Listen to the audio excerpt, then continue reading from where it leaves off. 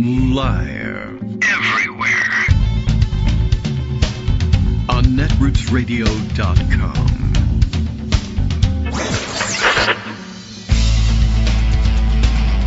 David Waldman. Kagro. In the morning. Now, here's David Waldman.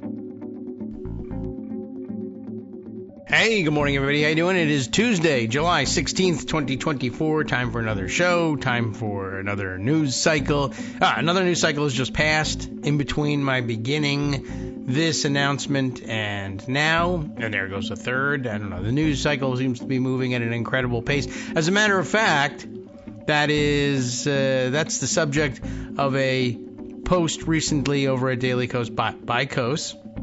Just happens to, I happen to agree with that one. I don't know if there's anything that I need to add to the mix from the article. The news cycle is moving at a dizzying pace. Strap in, just sort of making mention of the fact that it now almost strikes us as old news that there was an assassination attempt against Donald Trump. It's boring already. We've already had a blockbuster and terrible court decision from Aileen Cannon, one of the dumbest things I've ever seen in my life, but there it is. And then yesterday's, I guess, big news that swept everything else aside, J.D. Vance named as Donald Trump's vice presidential running mate. Very interesting, that first couple hours of that being in the news. A very different, I think, reaction among our politically informed circles, both here on the show, in the wider social media net, I suppose. Among people who are very politically aware and hyper connected to the news, they knew right away who J.D. Vance was. They rolled their eyes, they sighed. But a lot of people saying, they worry, of course, as they do with everything. Oh, he's a great pick. He's a real, loudmouthed a-hole, essentially. And so he'll do a great job being an attack dog on the campaign trail, and that worried everybody. And he is largely, I guess, selected for a particular reason. The thing is, on the campaign trail, in terms of getting an electoral advantage out of him, which usually the vice presidential selection is meant to bring you some kind of bump, the bump that you get from J.D. Vance is with a very, very narrow selection of the Republican Party that, of course, was going nowhere and was already voting for Trump anyway. They're Trump super fans who will be more enthused about voting for a Trump-Vance ticket because Vance is as much a trollish a-hole as Donald Trump is. But broadening the appeal, I don't think so. Even bringing in Ohio, which more or less is a red state, and he was likely to win their electoral votes anyhow, or he was going to steal them anyway. It doesn't really matter whether he wins them or not. But, I mean, J.D. Vance has been the senator from Ohio for about 15 minutes. He's been everything for about 15 minutes because he's not old. I mean, he's legally allowed to run for president. He's 39 years old, but that's like the bare minimum. He just hasn't done anything in particular for very long. He hasn't been alive long enough. He was, like a few years out of school when Trump ran the first time. Of course, Trump's been running for 150 years, it seems like. So that doesn't help anything. But he just doesn't have anything under his belt. But, a lot of people worried, well, he'll bring all this name recognition. But I think that he will not. I think that his name recognition, you will find, is pretty low. And I was just sort of imagining the scene, talking to the people who would be worried about this thing. And why not be worried? Every Democrat is worried about everything all the time. I can't fault you for that. But the big worry, he has all this name recognition. He wrote Hillbilly Elegy. They turned it into a movie. He's very famous. And I think you'll find that he is not. I think he's a very, very online pick. He's an extremely online person, and he's an extremely online pick. And you'll find that out in America, even in Ohio, people will largely have forgotten that he is the senator, and will probably, certainly if you say to somebody, well, he picked J.D. Vance. Oh, really? I think I've heard that name. What's his deal? And the answer would be, well, And the answer would be, well, he wrote Hillbilly Elegy. Now, for about 95% of America, when you get to he wrote, they go, click, the brain switches off. He wrote, I don't read. I mean, I just don't. Lots of people do. But he wrote is a signal to exit the conversation for most people. And then, of course, you tell them he wrote Hillbilly Elegy. And if they hear you finish the sentence, they will either say, I am a New York Times brunch lord and I know exactly what you mean, or they will say, Hillbilly, what is an elegy? For one thing, they'll be thinking to themselves. And for another, Hillbilly Elegy? Like if I'm out in the diner and I say to you, what do you think about him? He's the guy who wrote Hillbilly Elegy. Flip the microphone over to you to get the answer. And there's probably going to be a brief hesitation, during which time the subject of the interview will say, is this guy saying that he thinks I'm a hillbilly? Like I would know this book because I'm a hillbilly? I'm insulted by this whole thing. And now you come away with this angry feeling. You're angry at the reporter, yes, but you're probably also, angry that you don't know who this person is. You don't know what an elegy is. I don't know what an elegy is. I looked that up. And what a thing to title your book too, by the way. Oh, I'm just a poor, rural kid from nowhere, pulling myself up by my bootstraps, and I write my memoirs at the age of 4, basically. And it's an elegy. But I'm a hillbilly, anyway, I don't think so. So it was turned into a movie, and broadly popular Hollywood type people were involved in the making of this movie. I don't believe I ever noticed that. Was the movie distributed? Was it in theaters, for instance? I mean, that's not the main distribution of movies anymore. And Netflix, I think it was on Netflix. Somebody said, well, they watched it on Netflix. Everybody's got Netflix. A lot of people really do. Netflix is widely popular everywhere, not just coastally. That's true. But no, I think they were watching Tiger King or maybe Bridgerton or something. Probably not Hillbilly Elegy. Anyway, I just think that's the reality of him. And I think, like I said, he's an extremely online person and he's an extremely online pick. Apparently, the part of being extremely online is being, 39 years old and hanging out in like Discord chat rooms with groypers. So that will be fun as people discover groyper. What's a groyper? I never heard of anything like that. Anyway, my kids who are voting age at this point, I showed them the news and they were like, I asked them, do you know who J.D. Vance is? And I don't know, sports, one of them, no, completely no. The other, I think I may have heard the name, couldn't come up with anything. Told him he was the new vice presidential pick. He's a senator from Ohio. And have you ever heard of Hillbilly Elegy? No, of course not. And I showed them a picture of one of his early pictures, pre-beard pictures. And they were like, I thought that was Ben Shapiro. Are you sure? That he looks like Ben Shapiro. He looks like one of those guys who would be like Ben Shapiro. And that's the real key. He actually, I think, has done himself a favor giving himself a facial feature, the beard. So anyway, I don't know how dangerous he is from an electoral perspective. But then also others were saying, well, he's not an electoral pick. He's a governance pick. He is widely viewed as a brainy kind of guy who knows how to run government. But he doesn't know how to run anything. But he doesn't know how to run government. But he has policy thoughts. I guess that's it, right? You know what I mean? He's academically inclined. There's no doubt about that. On the other hand, now would be a good time to use the fact that nobody knows who he is to define him for America. That's what they'll be trying to do. He's brainy. He's from Yale Law School, which they hate, or something like that.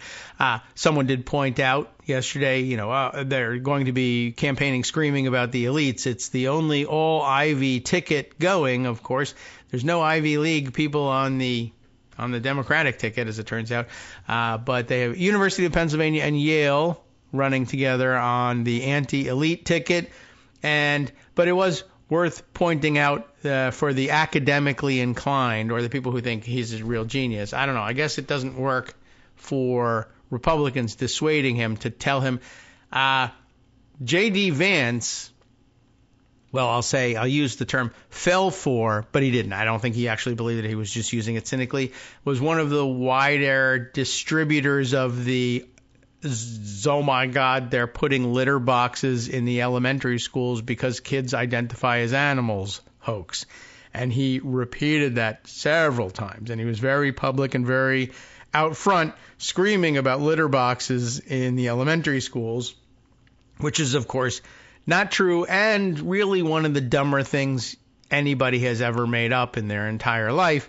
And you either have to be incredibly cynical to pass that on, or incredibly stupid to believe it was true in the first place. And I'm guessing, based on the fact that he did manage to make it all the way through, an elite Ivy League school. And I mean, plenty of idiots do that. But he, whatever. He seems eloquent enough to make you believe that, well, no, he knows this is a lie. He's just going to use it for political gain. And then, of course, I think everybody's first reaction was, and the first news cycle on him was, well, but he used to be an anti-Trumper and, blah, blah, blah. Yes, true, but like most of them, he's become a suck-up, whatever. Yeah, he called Trump Hitler. Yep. And as others have pointed out, it's not that he changed his mind about Trump, it's that he changed his mind about Hitler. And it's still true. And this time around, Hitler's a good guy. So anyway, it will be a very remarkable first couple of days. He'll be in the whirlwind and running around. I assume he'll have to get some orange face paint and start that up. Murdery Trader Green apparently made the rounds, was on the TV yesterday from the convention and decided to, set the toaster / tanning bed on 11 and go for the Trump skin tone. So I assume she'll be dying of skin cancer shortly, which is not a terrible thing. But she really kind of overcooked it. And then whatever else. So they had their opening day of the convention. I didn't see any of it. I don't see any of anything anymore. I never would have watched it anyway, but I no longer get the channels that carry this thing. I suppose I could watch on C-SPAN. But anyway, I wasn't up to the task, and I don't know. Maybe Joan caught wind of some of it, or she's probably more hooked into how people were covering it anyway, having the task of covering all this nonsense for you at Daily Kos. But I don't know. We'll check in. We'll round things up. We'll see how things went. Kristi Noem, I guess, got her star turn. Everybody is very happy. Everybody gets a free makeup artist essentially backstage. So everybody was out there looking their best. Tim Scott has made his speech. Kristi Noem has made her speech. Murdery Trader Green has had her turn. And as I understand from reporting the last couple of days, the idea is, I don't know what the idea is, but they're also having one of the golf pros from Trump National is going to speak, and the director of golf operations from another of the Trump National clubs. So that's super important, obviously speaking directly to Mr. and Mrs. Hardworking America. I guess that other item that was in the news the other day where Donald Trump got shot, he showed up at the convention with a big old bandage on his ear. It's a very weird looking, big, I don't know, like I guess they taped a square gauze pad to the ear. I don't know how else I do know how else you could bandage that thing. As a matter of fact, I'm now looking at a screen cap of some of the people on the floor at the convention, and of course somebody in Revolutionary War garb, which reminds me that Trump has missed the opportunity to go for the full Spirit of 76 head bandage on this thing, wrapped around, maybe even a little ketchup on the thing to make it look like he's really bleeding badly. And instead he has this big square Dumbo ear flap on the side of his head. Justice was wondering whether you were going to see delegates on the floor imitating that look. They wear their ties too long. Maybe they'll tape things to their ears as well and walk around that way. In sympathy, of course, with Donald Trump. So anyway, yeah, he made it all the way to the convention, put a thing on his ear. He was looking a little peaked, actually, I thought, in the picture. And I was wondering, so on a serious note, wondering whether his doctors had advised him not to put on the makeup that he usually uses for fear that it would run, perhaps when he was sweating or get on his ear and cause an infection, which would, be all right with me. And I wondered, this is like the Donald Trump, can you listen to your doctor's challenge, and would he actually go with that? But I didn't see reported anywhere that his doctors have actually said that, but I imagine it would be a very good idea, which means, like staring directly at an eclipse. He's probably got more makeup. He's got plans for more makeup, but he didn't look all that colorful yesterday. So maybe he was just, or maybe it was just the lighting. I don't know. We'll see whether we can find that out. Reporters should shout that question out at him by all means. It's extremely important to know. Other news, of course, the investigation continues into the shooter and the family of the shooter. I saw an interesting article that I picked up on last night, which let me open that up because I just thought that was kind of interesting development. This is from Channel 4, BBC Channel 4. You can tell it's BBC because they're telling us about their programmies that they have on their telly, I guess. The weird spelling of programs. But revealed, this is it's a very British headline, it seems to me, too. Do we use that? I mean, we always say breaking or, exclusive, but revealed doesn't come up all that much outside of the gossip magazines. Revealed, Trump campaign secret data, or data if you prefer, on gunman's family. Yes, it is true. Washington correspondent for Channel 4 News, Siobhan Kennedy. So, how do you like that? We've got to deal with some Gaelic names first thing in the morning. I've seen this one before, so it's okay. The family of Trump's would-be assassin, Thomas Crooks. Does he go by Thomas? I don't know whether anybody had a nickname for him, but that's the formal name. But you know who he is. Was among millions of voters profiled by Trump's 2016 presidential campaign. Think back. Cambridge Analytica, etc., the big database that they were building to try to target their campaign communications as specifically as possible so that they could tailor, the most extreme message that they thought they could get away with you. But remember, collecting all that data, it's just sort of interesting, and then it kind of, it didn't come back to bite them exactly, but how interesting that this person ended up in their database and described quite accurately. So they did a pretty good job with the database. The owner of the rifle used to shoot at Donald Trump, I'm sure that's getting auctioned off, had been identified by the former president's campaign as a strong Republican, likely gun owner and hunter, as revealed today by Channel 4 News. Apparently, by the way, there's still a little bit of weird controversy, and I don't know whether they got it cleared up or not, because this is one I just didn't want to pay any attention to. Once I found out, okay, well, he's registered Republican. The kid was 20. He's probably a Republican because his parents are Republicans. How conservative is he? Now there's reporting out there that his classmates have said that, he really was pretty damn conservative and always found himself on the conservative political side of any arguments and discussions that were going on. Not terribly surprising. Anyway, registered Republican. The pushback was, well, there's this donation that the FEC says came from the same person, or people maybe read, maybe correctly, maybe mistakenly, that someone of the same name and in the same town, maybe even with I don't know. But the claim was, well, it's the same address, so it must be him. Made a $15 donation to some progressive group or another. And so therefore, well, there you go, mixed messages. Maybe he's a secret liberal.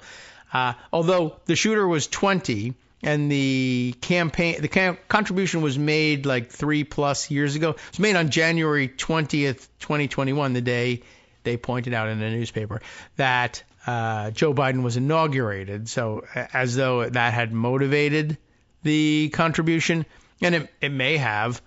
if it was somebody else, I don't know why somebody like him would make that donation. But apparently the idea was, okay, see, he's not strictly a Republican, but he also would have been like either around maybe 16, 17 years old at the time. And although I think you can make those donations, I don't think you have to be voting age to donate. Not sure about that because it's so incredibly rare, because when 16, 17-year-olds get a hold of enough money that they can part with it for a political campaign, they just tend not to. They don't have a lot of money spent ordinarily. Sometimes people will make donations in the name of their kids, but that's usually to evade donation caps, and $15 isn't the sort of donation that you usually would make. Justice tells me that Act Blue says the rules are that under 18 can't donate. Is that, though, the federal rule, or is that Act Blue's rules when it comes to processing credit cards, et cetera, et cetera? You know, I'm not certain. But you can certainly make donations in the name of your kids, and I really do think that's the rule. Yeah, that's Act Blue's rule, he tells me. So, and that donation was almost, I don't know, maybe there's actually documentation. I didn't read the stories because I wasn't particularly interested in a $15 donation, but, well, not to anybody else anyway. I would be very happy with a $15 donation to me. But you're all 800 years old probably, and it's okay. You can use your credit card or use your parents' credit card. It's all right. But, that was probably an Act Blue donation or an online donation. $15, young person, whatever. Anyway, apparently it's not firmly established. There's been some pushback. Somebody said, it was a mistake or whatever. I don't know. But this is more interesting, I think, which is, okay. Thank you, Justice, updating me on what he's finding about it. The claim is that there is a 69-year-old, and that's nice, with the same name in a different town that made the donation. And so was it some sort of research mistake or intentional mistake or something that confused the two? I don't know. I mean, what was the guy's name? Thomas Crooks. It's not Thomas Smith. But certainly, well, obviously there are more than one Thomas Crooks. And was it a different town in Pennsylvania? Is it a nearby town? I don't know. Anyway, the mistake was made. But I was going to say probably the better data on this is, in fact, this Cambridge Analytica style data that the Republican campaign collected, the Trump campaign collected in 2016. They identified not only the parents in the family, but the members of the family, I guess, in total, although maybe they didn't have this on the 17-year-old. But they were pretty clearly identified as strong Republicans and likely gun owners and hunters, et cetera, et cetera. So the Trump campaign's own data says that he's a conservative Republican and a prime target for Trump advertising. That's the most important takeaway with respect to what about this $15? This probably explains it away. But there's a bigger angle on all of this. So, as we were saying, the owner of the rifle has been identified by the former president's 2016 campaign as a strong Republican, likely gun owner and hunter, as revealed today by Channel 4 News. In 2016, you may recall, the Trump campaign built a database profiling millions of voters in key battleground states, including the family of Trump's would-be assassin, Thomas Crooks. This just has such an interesting, eerie feel about it. I mean, they were just blips of data. Nobody noticed anything. Nobody had any sense of foreboding, writing down the name Thomas Crooks or whatever. His father's name is Matthew Crooks on the list or anything like that. But it's weird, and if I were making a movie about it, I would, I guess, add some dramatic horror music behind it. As they were saying, Trump's would-be assassin is being added to the list of potential supporters. Yeah, I guess that's interesting, and I guess big question for Cambridge Analytica people there. My data is so accurate, I can win the presidential election with a margin of 4 votes nationally. I'm going to be pinpoint targeting and just pull the old inside straight electoral college thing and win. It's going to be so much fun. All data driven. And on the other hand, Well, your data can't tell the difference between a super strong Trump supporter and a wannabe Trump assassin. So I don't know what to tell you about that. But of course, it may be difficult to tell those people apart because they're mentally disturbed. And a lot of mentally disturbed people are going to land on the Trump voter rolls. It's just true.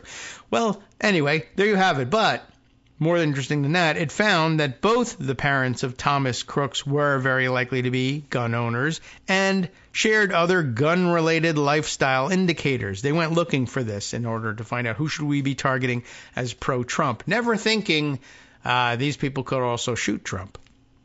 They never went that. But then again, although it does cast in an interesting light Trump's January 6th commentary to his security team in a new and interesting light, right? They're not here to hurt me. They're supporters. All right. Well, I'm just wanted to point out for the record that 3 years later, those people that you wanted to let through without, metal detectors, by the way, one of them came to assassinate you. So maybe Trump's instincts on this are not all that great, and it could get him unelected in one way or another. Anyway, I'm going to return to this story after the break because it's pretty interesting and it's something to think about. But I love this whole setup, right? So it found that both of his parents were likely to be gun owners and share other gun-related lifestyle indicators. And the database, though, first obtained and revealed by Channel 4 News in 2016. So that is pretty interesting. And remember, the program can reveal, that is their program, can now reveal the information was compiled as part of a secretive project aiming to identify millions of gun owners in America who could be targeted with pro-gun rights messages in that campaign. Hi, everybody. It's me, David Waldman. Yes, the same guy who interrupts you all the time. Interrupting you one more time just to tell you again, another reminder that your contributions are what keep this show on the air, and Patreon.com, Patreon.com, is still among the easiest ways to make the sustaining subscription donations that keep us afloat. Are you ready for the pep talk about how our Patreon campaign is still going strong and growing? Well, too bad. Yeah, the plain fact is we actually are headed in the wrong direction, and whereas we once had about 175 monthly patrons, we're now actually down below 150. Time to recruit some more. Not exactly the kind of news I wanted to share, but there it is. For those of you in a position to support the show, Patreon.com does make it easy to make those secure, recurring monthly contributions to do so. Patreon.com/KagroX gets you straight to our donation page. We've been through a lot together. The worst of the pandemic, we hope. The worst of the insurrection, we hope. So go ahead and treat yourself. You don't need an excuse. Give yourself the gift of a little something you enjoy in life. Support the show. And of course, if you happen to prefer using PayPal or even the Square Cash app, we're up and running on those options too. So thanks again, everyone, for all your support. We couldn't, or at least shouldn't, do it without you. Hope you'll be on board soon too. Thanks for all your support. All right, welcome back now to the Kagro in the Morning Show here on Netroots Radio. Time for me to continue telling you about the programmee over at Ye Old Channel 4 from the old country, if you're of English descent. Anyway, I'm not, so it's an old country, though. Anyway, the point is something else entirely. As I was saying when we left off, the programmee that we are talking about here can now reveal that the information was compiled. Remember, all this information that they picked up in 2016, looking basically for gun nuts that they could appeal to with a gun rights message to target them for turnout for the 2016 election. So very interesting. They, according to their own data, they were pretty sure that the Crooks family were gun nuts, strong Republicans, and likely Donald Trump supporters / assassins, I guess. The program now can reveal that, and they have, and I have told you that already. On Saturday, of course, you may have heard that Thomas Crooks, who was was 20 years old, had attempted to murder former President Trump at a rally in Butler, Pennsylvania. So you likely know about that. By the way, it did occur to me this morning, Donald Trump, well, I don't really know why he's running for president, generally speaking, or why Republicans think it's a good idea to run him as the candidate. But, they've been kind of off their rocker for a long time. Can we consider Donald Trump now to be like having won the EGOT of presidential rejection? The EGOT, the combination. You win if you're a fabulous entertainer.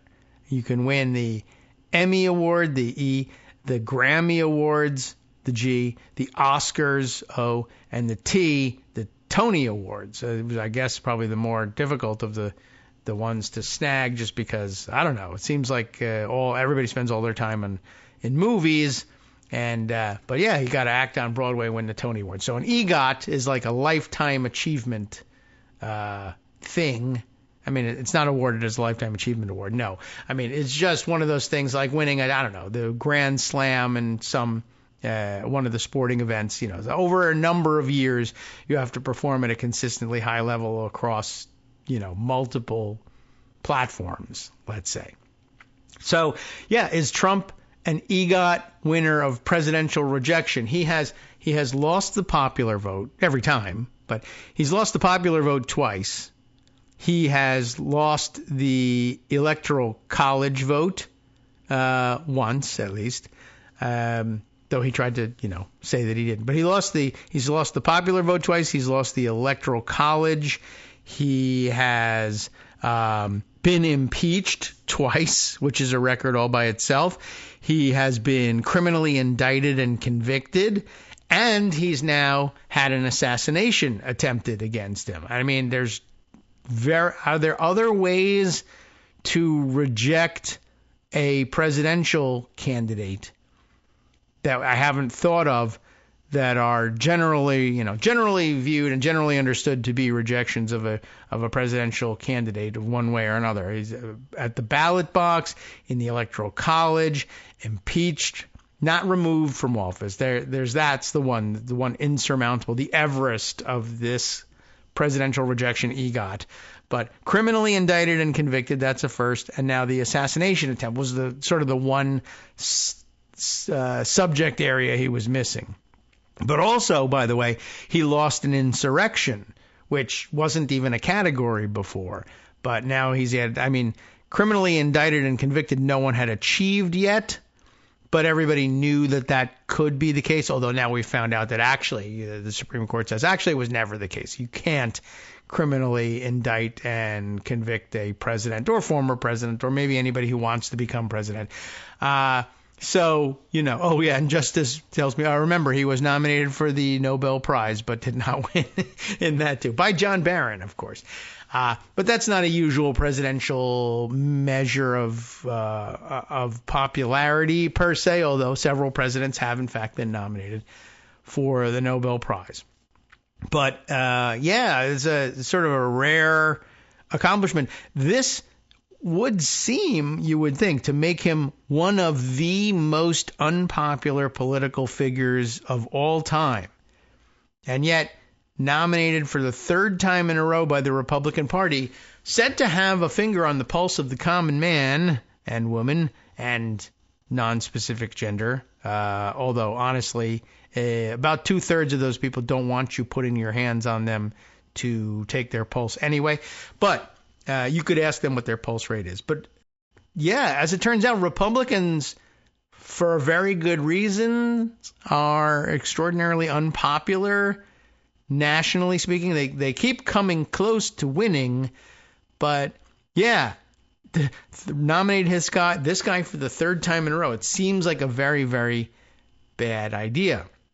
And yet, what everybody is running around saying is, oh no, the bad idea is renominating the guy who won the popular vote and the electoral vote last time and has had a 40, 50, 800 year political career. That guy should drop out. But yeah, then it kind of occurred to me, like, when was the last Republican who did win the popular vote twice and serve 2 full terms in office as president. That's the real key, right? Sometimes things interrupt that. Sometimes they're within your control. Sometimes they're not. But yeah, Ronald Reagan is the last Republican to win the popular vote twice and serve 2 full terms in office. And he did one of them with Alzheimer's, by the way. So, is that a full term in office? He was there the whole time. I mean, physically, not mentally necessarily, but he was there the whole time. And not since Eisenhower, I guess, 65-ish years ago, has a Republican, besides Ronald Reagan, won the popular vote twice and served 2 full terms in office. Nixon resigned. There's nobody else. And then I started thinking backwards, before Reagan, all the way back to Eisenhower, and then things get hazy for me. Eisenhower, oh my gosh. So Harry Truman, FDR, of course, that takes us all the way back to the 30s. So Herbert Hoover, no. And then I started looking, and I had to check everybody. Did everybody make it all the way through? Did they serve 2 full terms? And it looks to me like Republicans have almost never done this, in the history of their party. It looks like Ulysses Grant, prior to Eisenhower, was the last Republican to win the popular vote twice and serve 2 full terms as president. And now some of those things, as we said, were beyond their control, but I don't know. I mean, maybe they are, maybe they aren't, but Republican presidents got assassinated a lot or died in office. But yeah, and I mean, Ulysses Grant is way back. And I mean, the Republican Party history only goes back to Abraham Lincoln. And of course, he did not serve 2 full terms. So, I mean, you might be down to Ulysses Grant, Ronald Reagan, and Dwight Eisenhower. Only 3 times have Republicans actually, been popular enough to win the popular vote twice and serve out their full terms as a result. It's very odd. So that's kind of a weird thing. Maybe these guys aren't popular after all. That's not a bad way of thinking about things if you're, worried about how the election is going to go. All right. So we have that going for us. But I'm not done with the programming of Channel 4. They were pointing out that, of course, Thomas Crooks attempted to murder Trump, and it has emerged that the AR-15 style semi-automatic rifle that he used was legally purchased. That's at least good news. Months earlier by his father, Matthew, who is 53 years old. The family, it is said, is cooperating with the investigative authorities. The FBI said it also recovered explosive devices, by the way, in the car used by Thomas Crooks, which was parked near the scene, and a second suspicious device in the family home. No word from this article whether that too was an explosive device, just a suspicious one. It was a Juicero. Anyway, there is no suggestion that any member of the Crooks family had any knowledge of the assassination attempt by recent high school graduate Thomas Crooks, or that they permitted the illegal use of weapons by him. But now on to the database part of the story, which is so interesting. Trump's 2016 presidential campaign database, obtained by Channel 4 News in 2020, lists the assailant's parents, Matthew, and his wife, Mary, also 53, as living at a residence in the borough of Bethel Park, south of Pittsburgh. They were among 6.7 million people in the swing state of Pennsylvania alone, profiled for their likely ownership of firearms. That list, by the way, is known as Pennsylvania, but okay. Both, though, scored highly, with Crooks's father, Matthew, given particularly high scores. Data scientists can analyze relatively small original data sets to determine the characteristics that would make someone likely, for example, to be a gun owner. Using machine learning, they can generate models that match those characteristics across the population, assigning individuals a likelihood score. The gun-related profiles, which appear in the 2016 Trump campaign database, range between 0 meaning no likelihood, and 1, a certainty. Okay, so it's not a big range, but you got decimals to work with in there. Matthew Crooks scored highly across a range of gun-related models, including a .99 for the likelihood of returning a warranty card for a firearms purchase. I think that's the stand-in proxy for actually owning the gun. That information, for whatever reason, they were not collecting, and it's very often not volunteered by anyone. But returning a warranty card for a firearms purchase is a pretty good indicator of that person has ownership of that firearm. It's very rare that people are forging warranty cards for weapons that they don't need warranties for because they don't own them.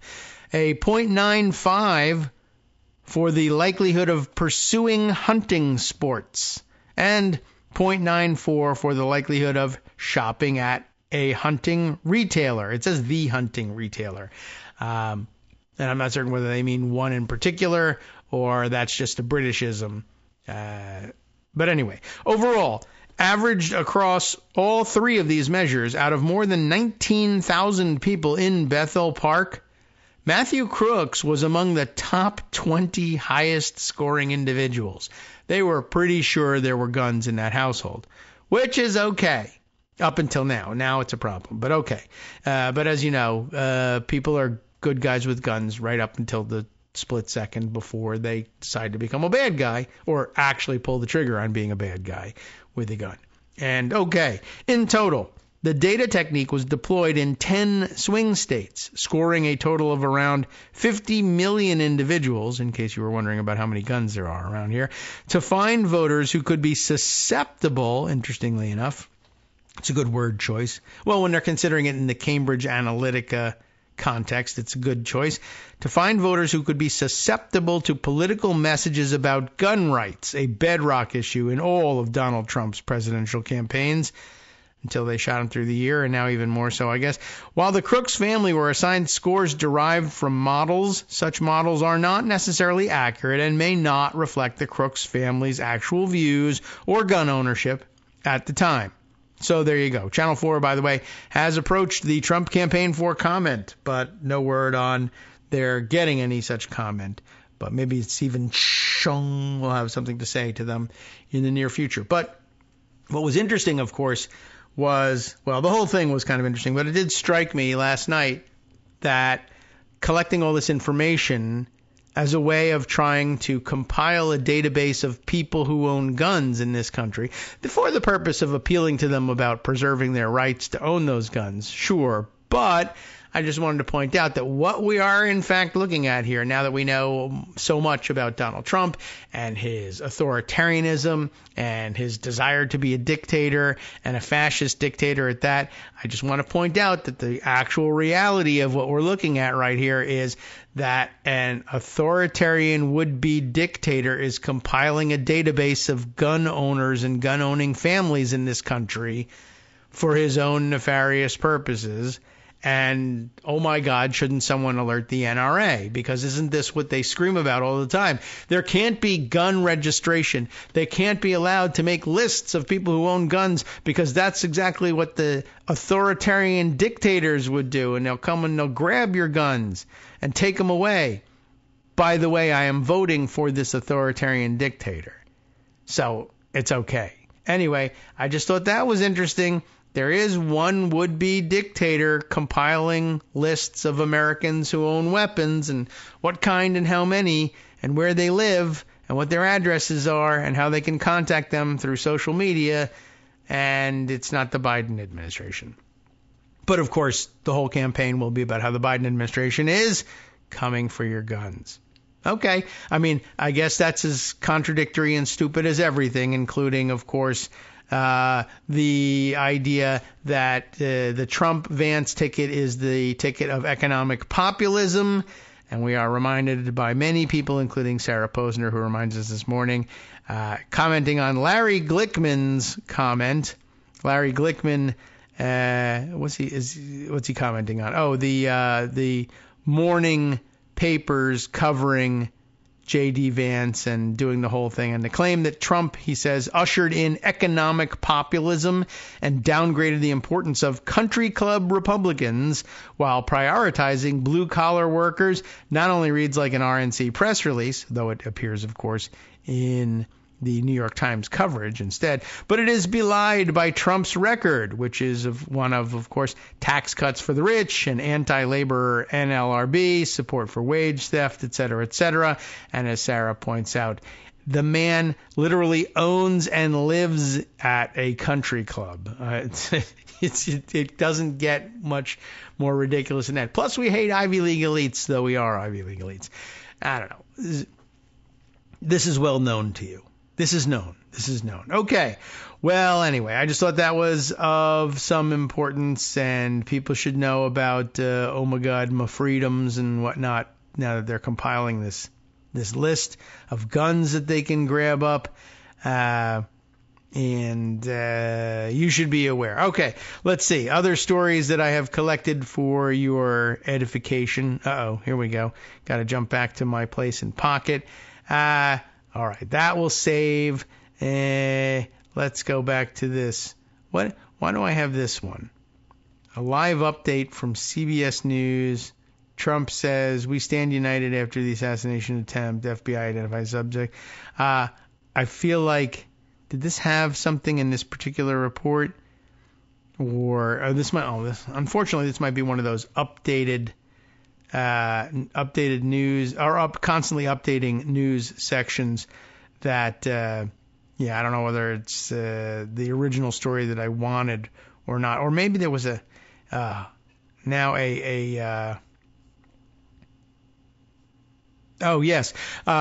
somewhere in here is news that I needed, and I think it was for more information, I guess, about the setup of the shooting itself and some additional news. 3 snipers, it turns out. This is the part I wanted from yesterday at 9:40 p.m. update. 3 snipers were stationed inside the building that was used in Trump's assassination attempt. This is why the logistics and physical mechanics of stuff is always endlessly fascinating to me, as you see how this unfolds. Like, we were baffled for so long. Like, he's on the roof of this building and they see him for half an hour. Why don't they shoot him earlier? And Greg getting the information like, oh, well, this was a pitched roof. By the way, I was thinking along the lines of, warehouse flat roof that he was on. But no, this was a pitched roof. So he was on the roof, but he's on the side of the roof that he's ascending from the other side, not facing the fairgrounds, and they know he's up there, but they can't see him from where the snipers are stationed on the other side of the fairgrounds, which I guess means they have to shoot like across the crowd. Oh my goodness.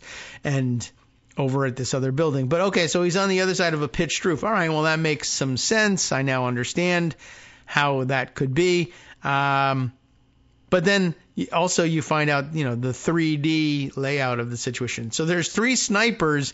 There are snipers on the other side, but they're in that building. He's on the roof. And of course, are they going to see him? No, the roof is solid.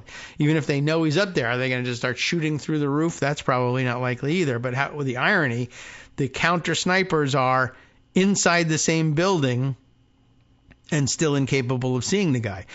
So there were 3 snipers stationed inside the building that the shooter used during Saturday's shooting.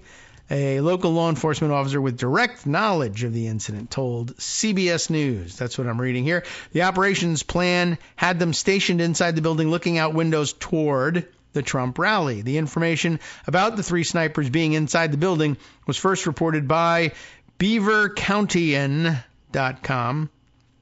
One of the snipers inside, though, somehow saw Thomas Matthew Crooks outside before he got on the roof.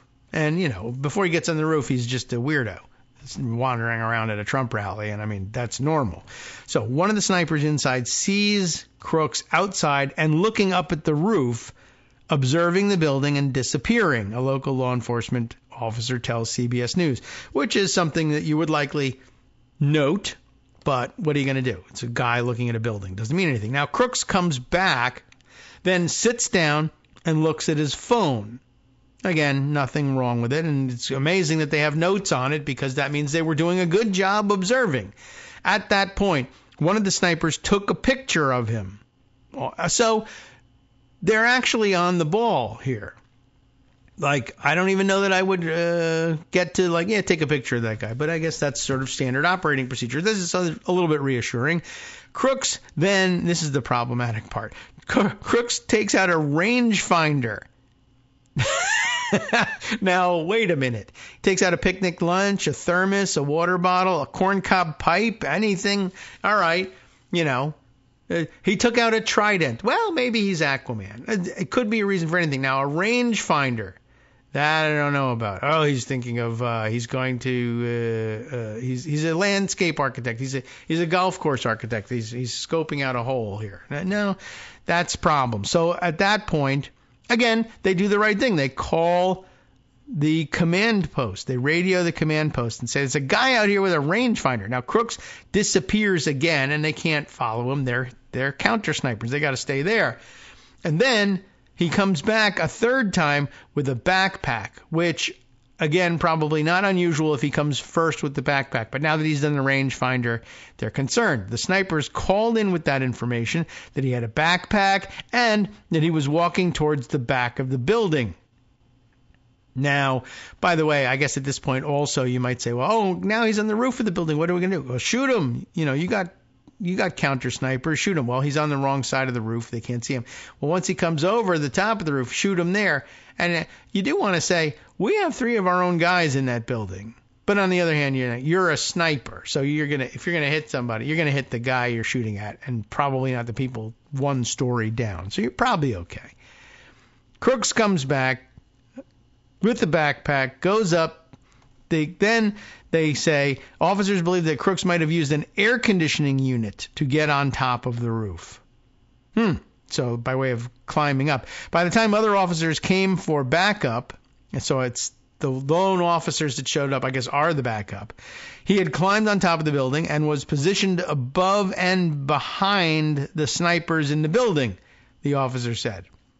2 other officers who heard the snipers' call tried to get onto the roof. State police started rushing to the scene, but by that time a Secret Service sniper had already killed Crooks, officer said. But, of course, that was after he'd taken a shot. Still a little bit lacking, I think, in the getting people to the area within 20 minutes of observing him, but it wasn't like they were observing him setting up a tripod. So, I don't know. It begins to make a little bit more sense, I think, with that information. But it is remarkable. And like I said, a little bit redeeming. So it's good to spend some time on this saying, yeah, law enforcement actually did know what was going on with this guy and marked him as something's wrong with this guy. And then, of course, the scope comes out and you say, all right, that's ridiculous. So there you go. That is of some interest. What's the latest here?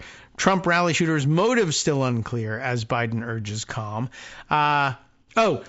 This might be of some interest. I went back. I don't think we completed the thought about J.D. Vance and his weird connections, but it is now being alleged on social media, and there are some screen caps that allegedly back this up, but I don't know about the veracity. That J.D. Vance, all of 39 years old, has been spending some inordinate amount of time in a Discord chat room, maybe not even Discord, could be something else, Twitch, who knows, chat room with 20-something groypers, who you may remember are that weird Boogaloo Boy adjacent group of ultra right-wing white supremacist Christian nationalist weirdos who are so conservative that they actually oppose Trump in some, if not all, ways, but are probably willing to tolerate him or rally behind him or sack the Capitol for him from time to time. But they are extreme extremists. And apparently they have a friend in J.D. Vance who hangs out in their chat rooms, which ordinarily, by the way, you would probably, if you knew about it and you were one of the parents, call the Vice Squad. Mark Foley has entered the chat. to talk about why is 39-year-old United States Senator hanging out with the young 20-somethings in their private chat room, but I'm sure nothing untoward went on in. But I don't know. They were not sure. I said he was an extremely online pick. He spends his time extremely online. If you want to know, you might be interested in finding out, though, what is his name recognition out there. As I said, Mark Foley has entered the chat and says, you want to know what his name recognition is? Measure it for me. Now we'll find out. We'll see whether anything comes of those reports. But, there's a freedom of assembly in this country. But then again, also, if it turns out you're a wackadoodle pervert, someone should say something. I don't know that that's the case, but that's what many people are saying this. So there you go. All right. Let's see. Other things that might be of some interest to you. We mentioned during the show, now there's some writing and some digestion about the Aileen Cannon ruling from yesterday, and it looks like Joan has been on that subject as well. We'll talk to her about it. The item I put aside is Philip Bump discussing it yesterday. So we'll set it up that way and go into the break with it. A preview of government of, by, and for a subset of the people. Interesting new twist on that phrase. That Judge Aileen M. Cannon's dismissal of the classified documents case wasn't surprising tells us a lot about how government might evolve over the next 4 years. Let's get some flavor for it before we head into the break. There is no question that Donald Trump took documents marked classified with him when he left the White House in January of 2021. Trump argued that he did so because they had all been declassified through some unidentified and undocumented process, of course, and or that he had determined that they were personal and not presidential records, a determination that he did not have the power to make, but he didn't deny having them. Those excuses emerged only after the FBI conducted its search of his Pervolago sex dungeon to recover the documents. Before that, Trump rejected multiple opportunities to return the material as the government had demanded, and like Joe Biden did when there was material discovered in his places. A number of boxes were returned to the National Archive, reportedly sorted by Trump himself. A subpoena demanding the return of any other documents marked as classified had led to a handover in June of 2022, and an attorney for Trump signing a document attesting that no such documents remained at his home. They did. So that's sort of problematic. Now, you know all of that by way of background. I'll return with more after this. Alrighty, welcome back now to the Kagro in the Morning Show here on Roots Radio. We were in the beginning of reading through Philip Bump's analysis of what Aileen Cannon did yesterday, and we might have to try to wade through what Marcy Wheeler has to say about it, because she, as usual, has some additional detail, almost always enragingly entitled, "This is something you were too dumb to notice," essentially, but I got, It's the way it goes. Or she's usually laying it at the feet of the media. The thing that the media is missing, well, not you, because you're smart, because you're here reading Empty Wheel. I know. But anyway, the first Philip Bump, although an alternative approach would be to read the three pieces that Marcy has about the Cannon decision and read them in chronological order. But, Oh, yes. Scott sends me a note that we probably before we exit the shooting discussion, we have. But I mean, this is something I had intended to get to before there were some interesting reports. Let me take a look at the one that he sent me. But I guess it was noted that President Biden, because he's an adult, reached out, and President of the United States at that, reached out to the family of the rally goer who was killed, and I can't bring the name to mind. It was was alliterative. I remember that. Corey something, I think. And it was a maybe Italian-American surname. And gosh, but, well, this will bring it back to mind as soon as I load this story. But the real point was that President Biden reached out to express sympathies, and the widow here of the person who was killed, Corey Comparatori is the name. There we are. And that his wife, Helen, declined to take the call. Interestingly, she said, I don't blame him for the assassination attempt or for my husband's death. That's all on the assassin or the would-be assassin. But that her husband, Corey, was, as she put it, such a devout Republican, which is, it's a word that gets bandied about when you talk about political affiliations, although it's really meant to be religious in nature, I think, and that's sort of telling that people cross over to religious, and in the Trump cult that makes some sense. But she was pretty sure that her husband would not have wanted her to take the call from Biden, which is extraordinary, but very much in keeping with what is alleged to have been his Twitter account. Very, conservative, and the kind of person that you would say, well, I wouldn't advocate his death, but we could certainly do without this person, or we could do with fewer of those people like him. And also interesting, of course, she made all the requisite comments about, well, it's so divisive, politics is so divisive in this country. We have to do something about that. Oh, the president's calling. Well, F that guy. All right, well, that's not so smart. But also pointed out in the article, and she freely admits it, Donald Trump didn't bother calling her. I don't know whether he's done so since, but, Trump's not interested. So he hasn't called her. I think that was of some interest as well. And by the way, yeah, I provided Scott with a link, and I think he included it in the roundup, to what is alleged to have been Comparatori's Twitter account. His last message, eerily enough, was about the fact that he was going to the rally at Butler, and that was his plan for the weekend. And so that was a little eerie and sad, I suppose. But in case you were, if you're worried about getting all sentimental about this guy, one, he was on his way to a Trump rally as an uplifting event, which it really isn't, even if you are a cult member. And two, he was telling Cat Turd about it. So, talk about your extremely online guys. I'll say this. Corey Comparatori would have been excited by the news that J.D. Vance was being selected as the vice president. Now he's not. He doesn't have the opportunity to be. So that's probably of some interest. And all you need to know that she, as she says, I don't have any ill will towards Joe Biden. I'm not one of those people that gets involved in politics. I support Trump. That's who I'm voting for, but I don't have ill will towards Biden. He didn't do anything to my husband. A 20-year-old despicable kid did. She continued. Despicable, like almost deplorable even. But the Trump campaign thought that he was probably pretty likely to be a Trump supporter. But I guess he went all the way around the bend on this one. So there you go.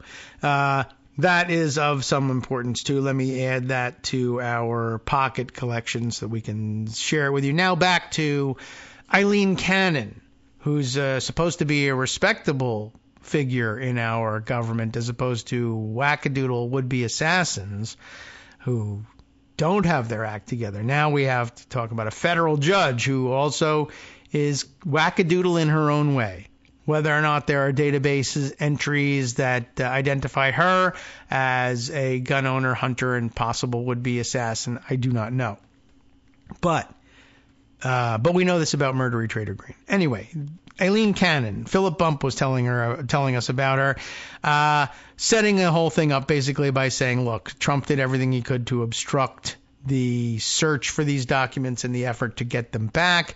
The indictment of Trump and his aide, Walt Nauta, obtained by Special Counsel Jack Smith, included charges related to both his retention of those documents and to alleged efforts to prevent the government from learning about them. A later superseding indictment detailed an alleged effort to block the government from seeing security footage that would show boxes of documents being moved before attorneys began searching for documents responsive to the subpoena. In other words, showing that he was making an active effort to obstruct this investigation and keep hold of those documents, even though the government knew what they were, knew where they were, and wanted them back. In other words, the case was solid, which is why Trump's arguments centered on rationalization, not denial.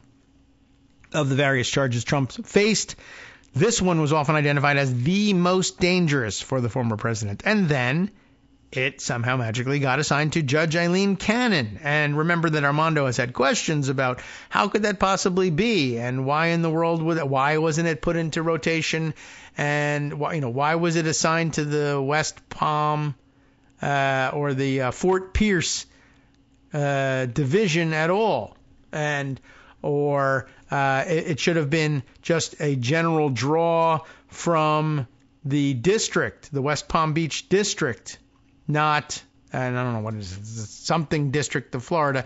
And there were any number of judges who should have been in that drawer, but for some reason, there you go. Eileen Cannon. Eileen Cannon is, of course, a Trump appointee, joining the district court for the Southern District of Florida. That's the answer. The month that Trump lost his re-election bid in 2020. She has no judicial experience before that. In short order, though, she was suddenly somehow tasked with adjudicating the initial collection of evidence at Mar-a-Lago, earning a rebuke in the way she did it from the 11th Circuit Court of Appeals for her acquiescence to arguments made by Trump's legal team. She has not been a judge for very long, and she's been reversed on some extremely important issues in extremely embarrassing fashion, I would add. That she got this case again once Smith obtained an indictment was a matter of chance, they say, a particularly lucky one for Trump, particularly.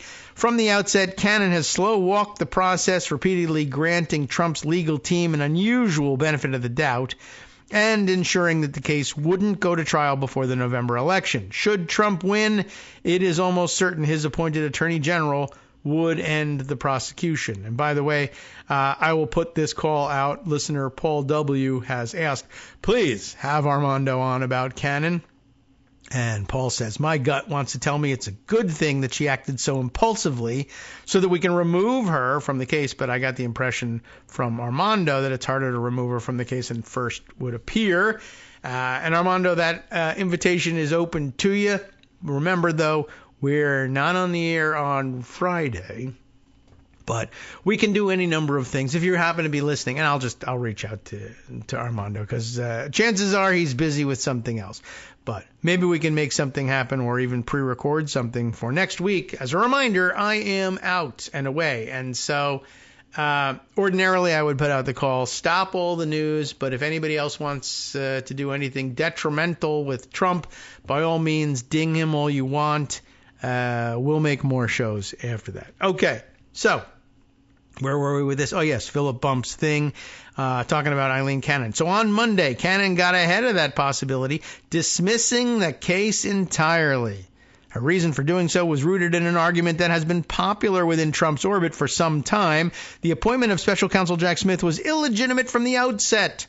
The lengthy decision offers a careful, lengthy parsing of the verbiage of the Constitution. It's not very careful. Assessing the meaning of words used in an effort to undercut the idea that Attorney General Merrick Garland had the authority to make the Smith appointment. The Washington Post's Aaron Blake outlined this argument last month. You should take a look. I should have taken a look, but I'll go with Marcy instead in the few minutes we have left here in this segment, probably.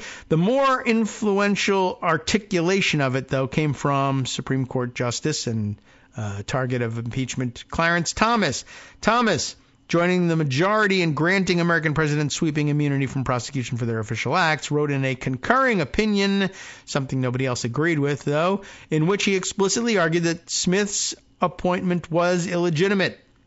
As Lawfare's Anna Bauer noted, Cannon cited Thomas's concurrence multiple times in throwing out the classified documents case, even as she shrugged at a conclusion from the actual decision by an actual majority writing and concurring in that majority from Nixon versus the United States, which is the case that you're taught in law school and constitutional law that authorized special counsels and the like, special prosecutors, independent counsels, all of these things. Although the independent counsel statute wasn't renewed, it too was considered to be constitutional under this decision.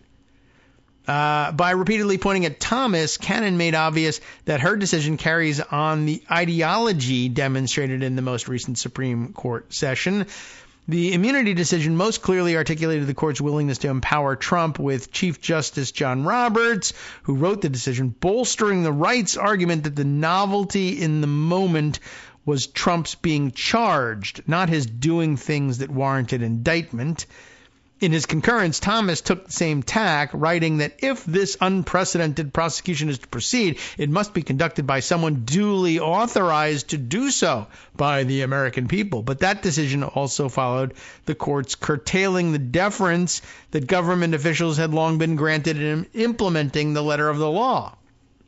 In Loper Bright Enterprises versus Raimondo, the Supreme Court granted more power to the courts in determining how laws should be implemented, opening up the door to more successful challenges from those affected by the laws and shifting power to the judiciary. Instead of having experts from the Fish and Wildlife Service, for example, decide what species deserved protection under a federal statute, the determinations could instead be made by judges, like Cannon. This is what the political right has wanted to see for some time, a diminution of the power of the federal bureaucracy in favor of being able to pay lots of money to lawyers to try to win a case in court. But this is also what Trump has long wanted to see, a judiciary with pockets of loyalists to whom he and his allies could appeal. The hope going into January 6th was that a challenge to the electoral vote would be upheld by the 1/3 of the Supreme Court justices that had been appointed by Trump. The odds at the time seemed low, even to his allies. Perhaps in the wake of the surprising decision on immunity, they would feel more confident. Cannon long ago lost the benefit of the doubt. Her decisions have been almost unfailingly supportive of Trump's position, to the point that they have inspired bemusement from legal observers. The dismissal of the classified documents case met with a similar reaction and expectations that the decision would be overturned on appeal, as was her decision on the previous Pervalago issue.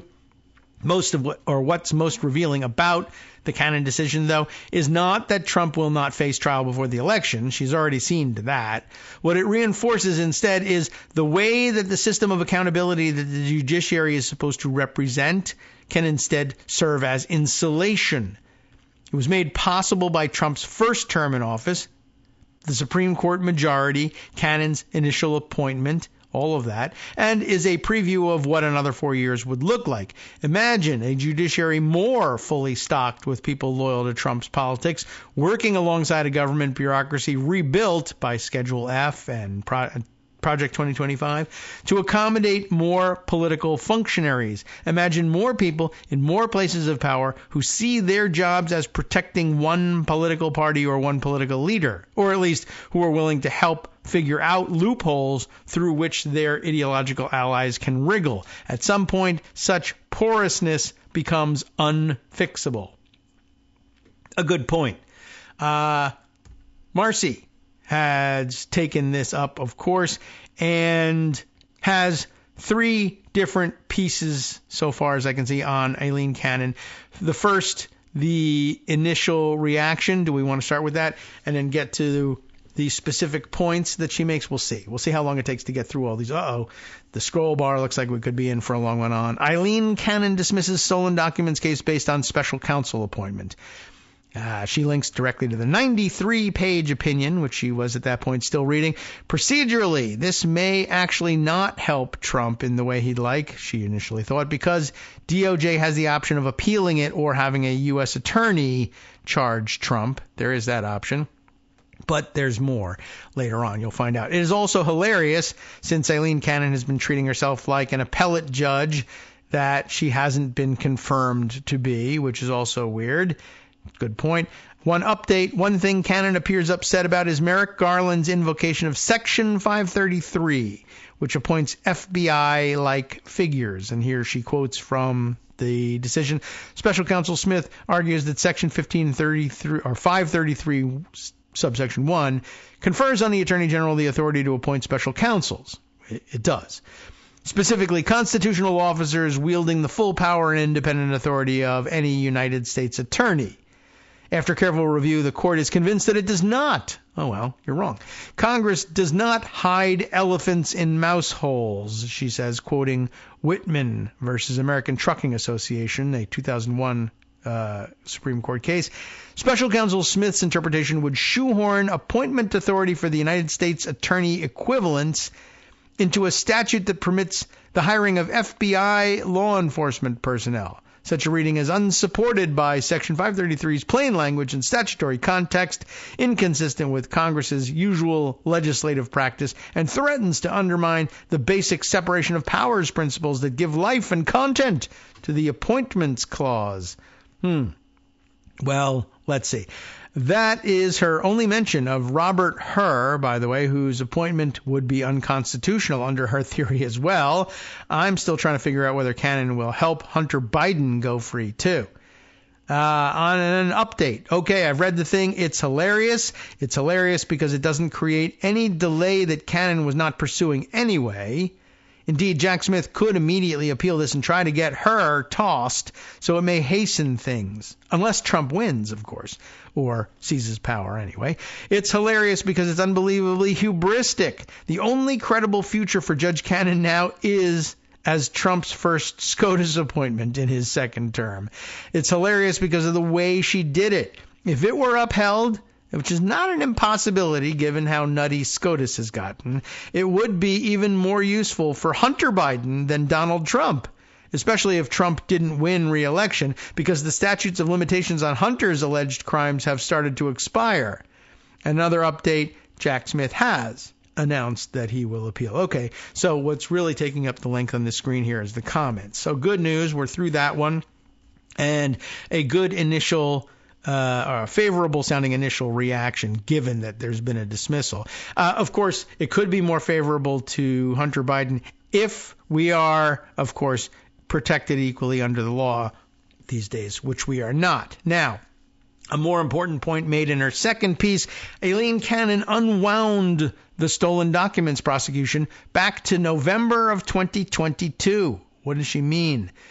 There's a detail in Judge Cannon's order throwing out the stolen documents case that people seem to be missing, and I guess we have, so here it comes. She unwound the prosecution back to the time when Jack Smith took it over from when Jay Bratt at the FBI, right, had the lead. He is an FBI, isn't he?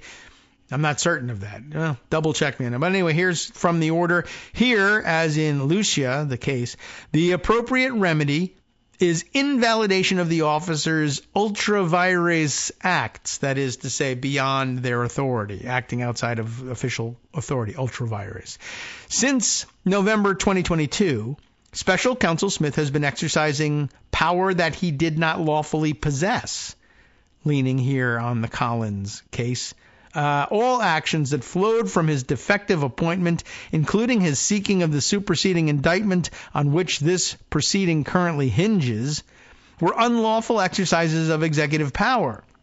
Because Special Counsel Smith cannot wield executive power except as Article 2 provides, his attempts to do so are void and must be unwound.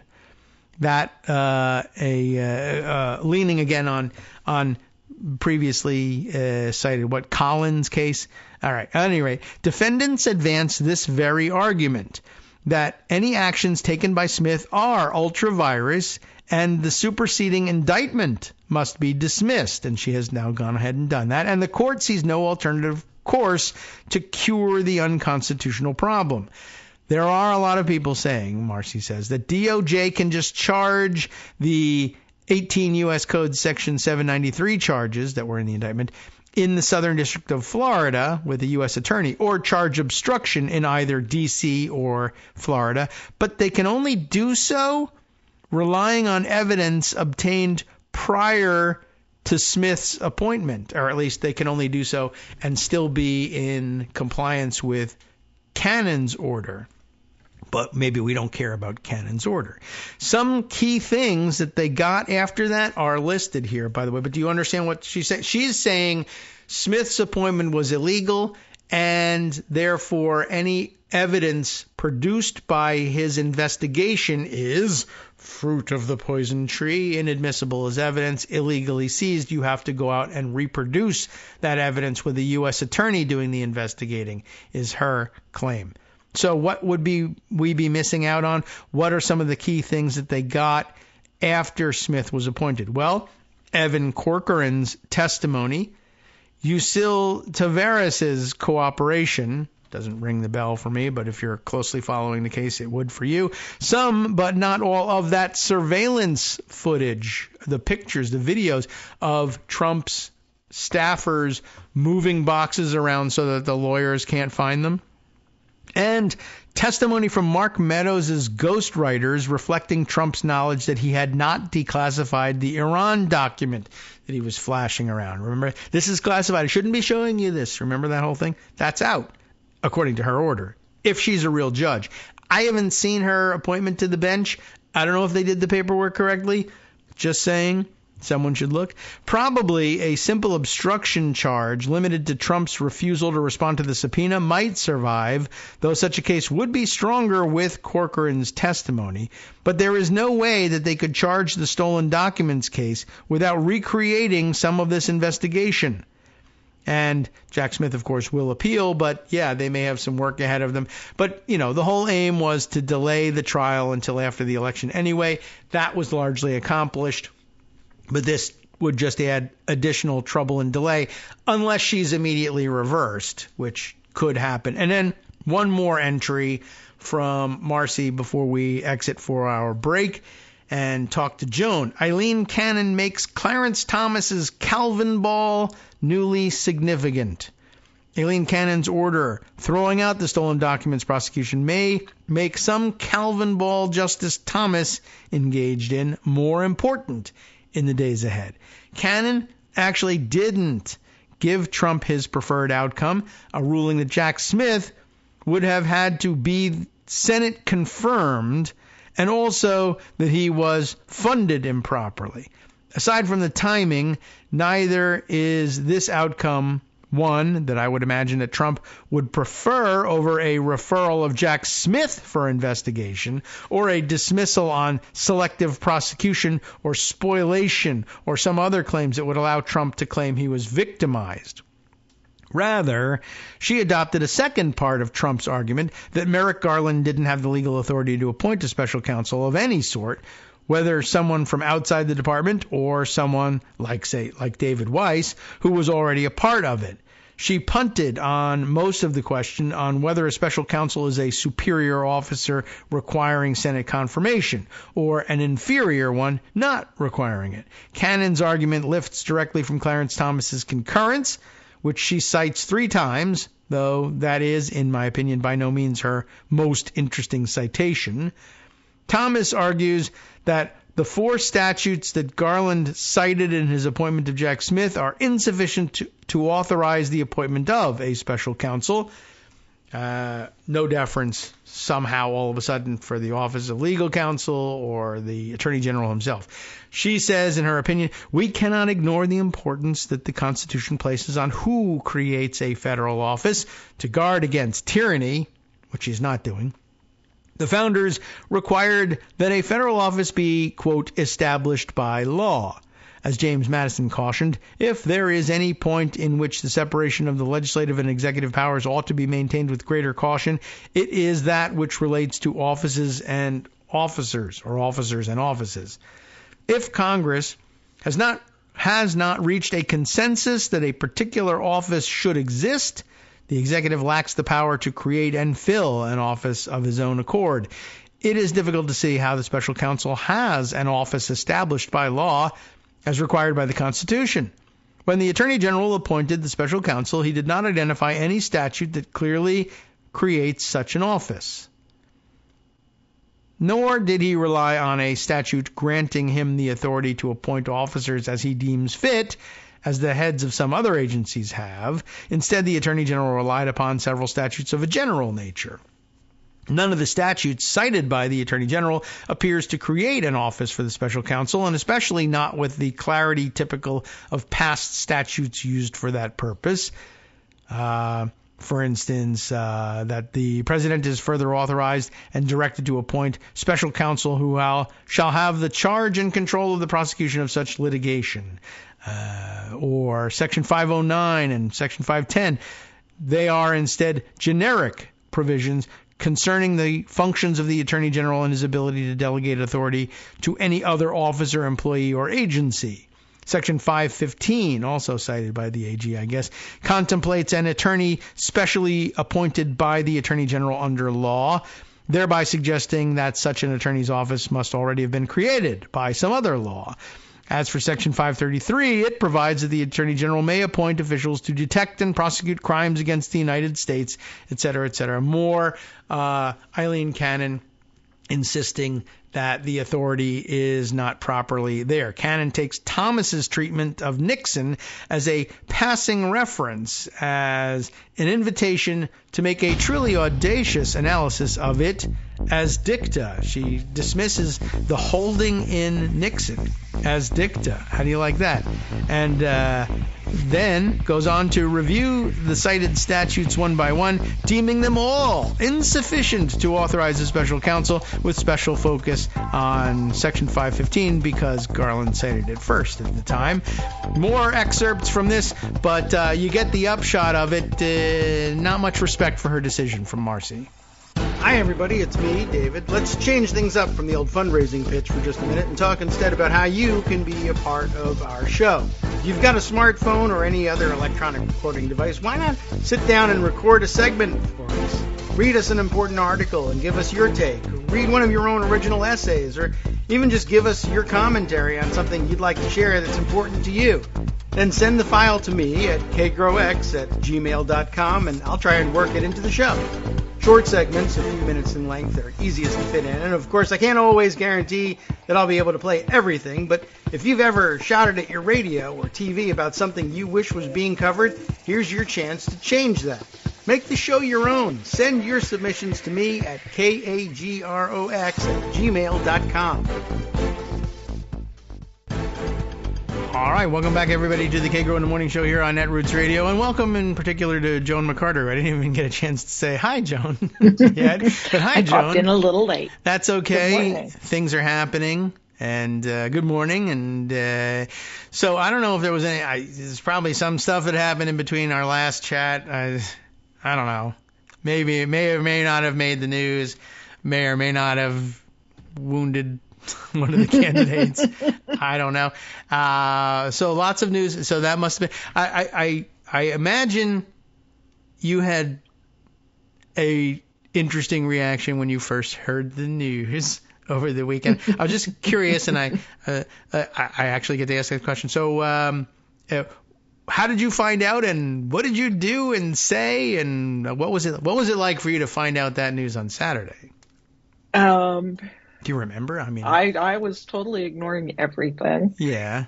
And my mom had gone into the kitchen to, I don't know, do something, and turned on the radio, and that's how we found out. So I immediately, of course, jumped into Daily Kos Slack channel to see what I could do.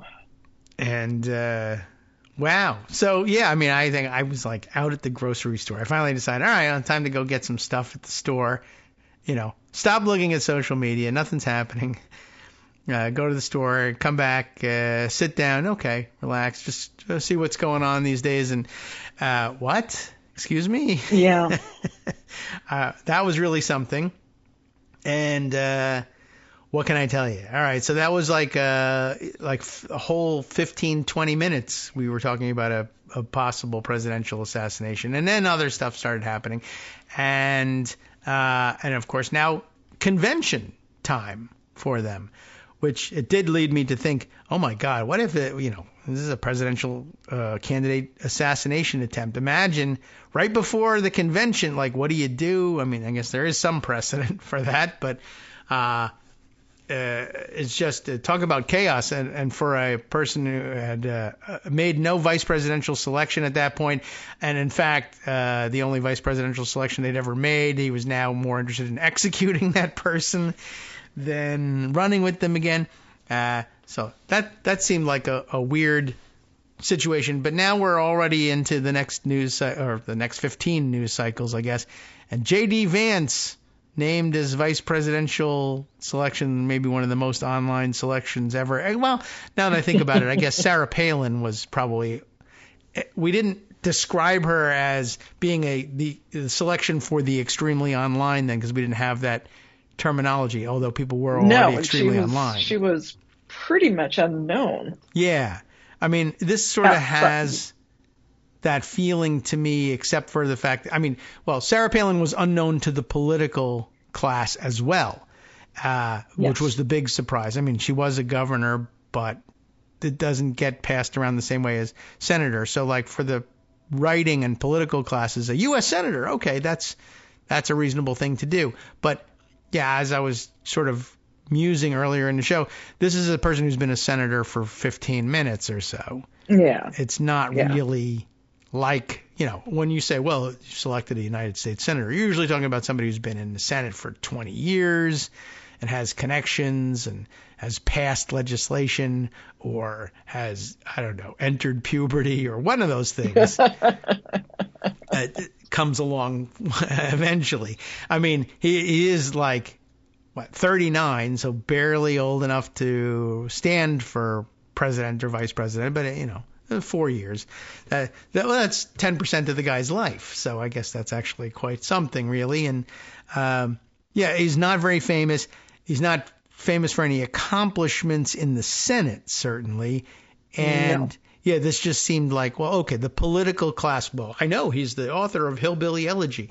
Well, most people, hillbillies, hillbilly adjacent, non-hillbillies, have no idea. Like, what do you mean he's the author of that? What is that? The general public knows or cares about. And apparently, I didn't see it, but the movie was really bad. So, okay. I didn't see it. But I've never seen the book. The chattering classes just adored him. Yeah, at the time the book was released, for his intellectual honesty, his hard scrabble bootstrap life, making himself great, all of that stuff. And this is the heart of Appalachia, and he really gets it, and he can be the ambassador to us from Appalachia. I don't know what all. Apparently, though, he's from sort of a suburby area, not Middleton. I don't know. Somebody was just tweeting about it. Yeah.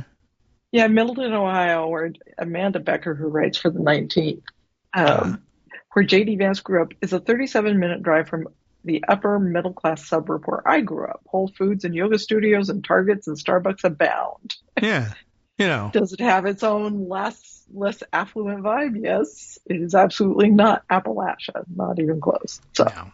Yeah, right. So there's been a lot of reaction to it, and there have been counter books written to counter this whole thing. But like I said, most of America, has no idea. We're in for the usual round of who is so-and-so. And that happens with every vice presidential candidate, because even if they're well-known in the Senate, most people just don't know, especially if it's not your state. But in the case of J.D. Vance, who's been there for really 10 seconds, he's not even all that well-known necessarily in Ohio. And while the chattering classes were over the moon about his book. By the way, as it turns out, I didn't read the book. I don't even know what the book looks like. I've never even seen anybody hold the book up and say, J.D. Vance is the author of it. I don't know what the cover looks like. It's not a book that people read. And also, there's also, I think, some inside jokiness to it, in the sense that, Hillbilly Elegy, he kind of comes from a downtrodden, down and out background, whatever, but hard scrabble, made his way to Yale Law School. Anyway, where'd he go to undergrad? I don't even know. But I'm sure it doesn't matter. But to his point anyway. But then I don't know, to then write a book about this and then say, you know what I'm going to put in the title? Not just hillbilly, which is insulting, and you're not a hillbilly, but elegy. A what now? I mean, so who did you know what an elegy was ever? Had you ever heard the word before it was in the book? I never did. And I'm relatively overeducated, but elegy, no. So I got the sense that basically, as I was describing my thoughts about the existence of the book, because I have not read the book. So I'm talking out of school if I'm trying to review the book, but I'm not. I'm reviewing the existence of the book. And I think that the joke kind of here is if you're a person who's heard of Hillbilly Elegy, J.D. Vance hates you. And it's his book. Yeah. So I don't know what to make of Well, that. we had the young J.D. Vance, pre-Donald Trump making it to presidency with an asterisk. Talking about how awful Trump was, how dangerous Trump was, how authoritarian he was, Hitler, some pretty heavy duty stuff until Trump won, of course. Yeah. And J.D. Vance decided he wanted to be a senator. Yeah. And he fell all in with MAGA immediately. Yeah. I mean, that's facially from the most election ridiculous denial thing. to, the whole shebang. So, of course, Trump could forgive all of the other. Yes. By the way, what is a shebang? He was. I am just curious. As long as we're, I actually found that out once. But elegy and shebang, okay. But everybody kind of understands what we mean by that. Like Hillbilly Elegy, I don't know what that means. That could mean anything. Eulogy, outdoor shower, I don't know. What do you mean? What's an elegy? I have no idea. Outdoor shebang, shower? I don't know. It could be anything. The point is, no one knows what an elegy is. But though no one knows what a shebang is, we understand the phrase somehow. I don't know what to feel about a hillbilly elegy. Is it a good thing, a bad thing? Am I the only person who uses shebang? No. Everybody says that. It's just that nobody knows what the hell a shebang is. Although I once did see a historical marker that told me. So I'm a pretty good target for you. You might give me a copy of Hillbilly Elegy, but if it's longer than a historical marker, I'm not going to read it. I don't always make it to the end of the historical markers. So, anyway, it appeared out of nowhere with multiple meanings, according to Webster's. Shebang or elegy? Shebang. Okay. I saw something somewhere where someone had the marker was a reconstructed Civil War shebang. It's a Civil War thing. Yeah, that's the first temporary shelter of some use sort. of it. It could refer to such dissimilar things as a type of dwelling, a vehicle, or drinking establishment. Well. Or it could be used in the general sense for the entirety of something. Okay. Anyway, the whole elegy. I'm going to now start saying it's for the day. Yeah. So why don't you tell us more of this elegy or something, or what? This whole elegy. Elegy. Yes. So right. He fell in with MAGA. Went from Vance declaring Trump wanted to be Hitler to Vance declaring that yes, absolutely, Vice President Pence. And had he been Vice President, he would have done it. Of course. Tell the states to send their alternate sets of electors and make Congress fight it out. Yes. Had he been Vice President. Which is, of course, not something that the Vice President is empowered to do. No, but who cares? But who cares? So, if that wasn't an audition for this role, I don't know what. Right. Now, he wasn't Vice President at the time. He wasn't Senator at the time. He wasn't Senator at the time. He might not have been old enough to vote at the time. I don't know. He's very young. But he just wanted to make that clear. But, by the way, I think he's improved his look with this beard somehow, which is not often the case for people. Yeah, he's got kind of a doughy face. Yeah, he was very round-faced at some of these videos that he made. But he was an online video making kind of guy. My kids thought he was Ben Shapiro, actually, when I showed them the picture. I thought that was Ben Shapiro. No, they look alike, kind of. But, he came from he would have been in that class. Ben Shapiro, Charlie Kirk. What do you do in politics? I don't know. I opine on it and influence in it, except he didn't gain any influence yet. And he was a lawyer for a little while and a venture capital flunky for a little while. And that's it, I guess. Or I guess he was in the Marines for a little while, maintaining aircraft, I believe. Yeah. You know. Yeah. So he's done a little bit of a couple of things. And now he's the vice presidential nominee, which is a little like Sarah Palin. She was a governor and had been in some pageants.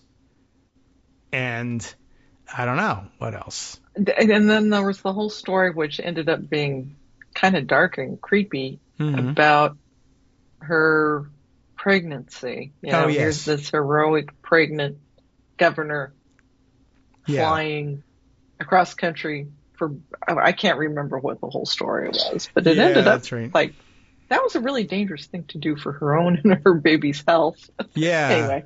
Right. And then, so at which point they said, we should do this to everyone who's pregnant and may not want to be. That would be a great idea. You know, obviously he was going for a young, attractive hero mother, female, because McCain was old and crotchety. Right. So, yeah, here we have this guy. And by the way, I guess some people are going to, it's good maybe, other people will now go and read Hillbilly Elegy, or see the movie. I don't know what made it into the movie and what didn't, but there's some weird stories now emerging for people who are looking for the weird stuff. And I don't know if I could describe it. There's some weird parody tweets and yeah. Okay. I don't think I'm going to read it to find out. No, but I'll wait for other people to come up with the weird excerpts. And there are some weird ones, and I can't tell. They're so weird that I feel like, well, do I have to? I don't want to. I'll wait for a fact check. Someone will fact check and read it. Did the book really say this, or is this a fake tweet? Yeah. I don't know, because one or two of the stories is like, that can't be right. He wouldn't put that in a book about himself. That's crazy. I mean, you would if you were, I don't know. Apparently there's a lot about how much star? he was picked on at Yale okay. for being a hillbilly. Yeah. He was very, this one story that has broken through for me is he was being wined and dined after his Yale Law School graduation by fancy law firms, and they went out to dinner and he didn't understand the menu or something. Yeah. Like, okay. So he's the guy that, what was it? David Brooks was so upset about, oh my God, my friend went to a deli with me and now they don't know what. They don't know the name of David Italian Brooks cold cuts. The would-be intellectuals here. Well, neither does J.D. Vance know the difference between Italian salamis and, therefore, vice presidency and maybe dictatorship. So it follows, I think. Anyway, yeah, he's a bit of a weirdo, and we'll be finding out what a weirdo he is, and I'm looking forward to more about the stories about him hanging out in weird teen/20-something online chats, which is something we might want to call Mark Foley about. Yeah, that's new, isn't it? He is apparently the star participant in a maybe Discord, mostly Groyper chat room somewhere, which, is a problem for Republicans generally. You're in the chat room with the kids. It's not really all that cool. Maybe we should call the police. But they insist nothing untoward went on in there, except, plotting the overthrow of the United States government. But nothing sexually untoward, you see. They're fairly certain that is the case. And, surely the Trump vetting would have found that. The famous Trump vetting. But yeah, so that's the social media claim I've seen backed up with what are purported to be, and you can never tell these days, screenshots of his appearance in there. But all it shows is, well, okay, he is in a chat somewhere trying to use kid-like lingo and laughing at himself for trying to do so, and they acknowledge that is who it is. But I suppose we'll see whether Where there's did anything. you see this? Oh, I will see if I can't dig that up. But I saw it on Blue Sky, and they were talking about, in particular, that he was in this thing with Groyper types, which grabbed my interest not only because they're weirdos and dangerous, but because if you were trying to wrap your head around a conservative Republican shooting Trump, Groypers is where you would go for such a person. Groypers and Boogaloo boys. They're so conservative they hate Trump because he's just too much of a liberal and something. So maybe, I don't know, but okay, it would be here we are. Let's see. It is. Here's somebody here. I don't know about this person who's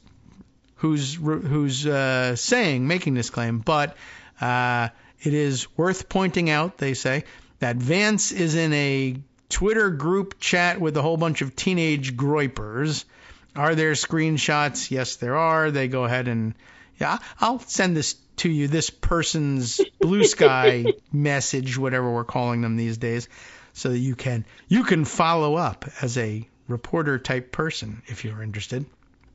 And there's nothing clearly incriminating in these screen grabs, but there they are. A Twitter group chat with groypers. Okay, maybe. Okay. So there you go. We'll see whether anything develops from it, but the point is, I think this is just evidence. I used it because it's evidence of the theory that J.D. Vance is an extremely online pick for VP. Yes. He's an extremely online person. He's only 39. That shouldn't be terribly surprising. We're extremely online.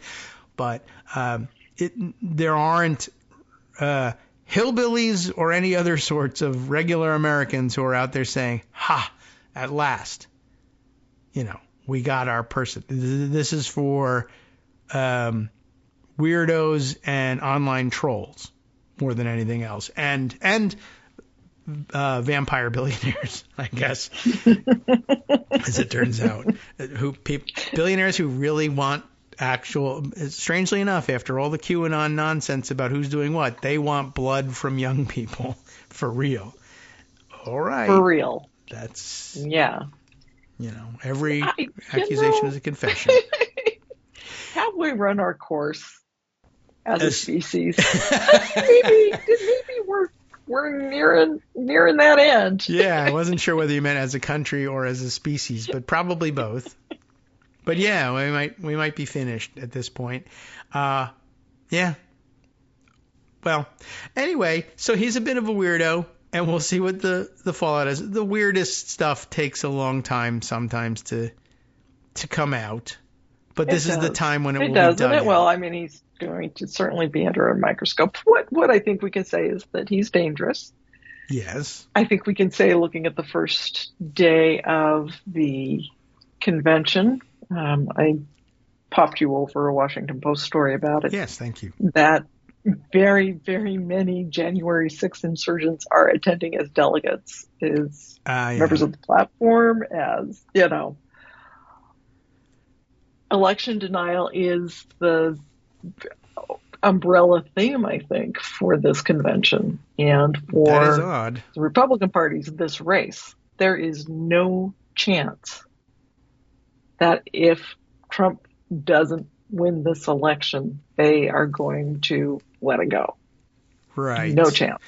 And in many instances, there's reason to believe that if he believes he did win the election, they're still not going to say that the election was fairly contested by Democrats, and they'll be investigating.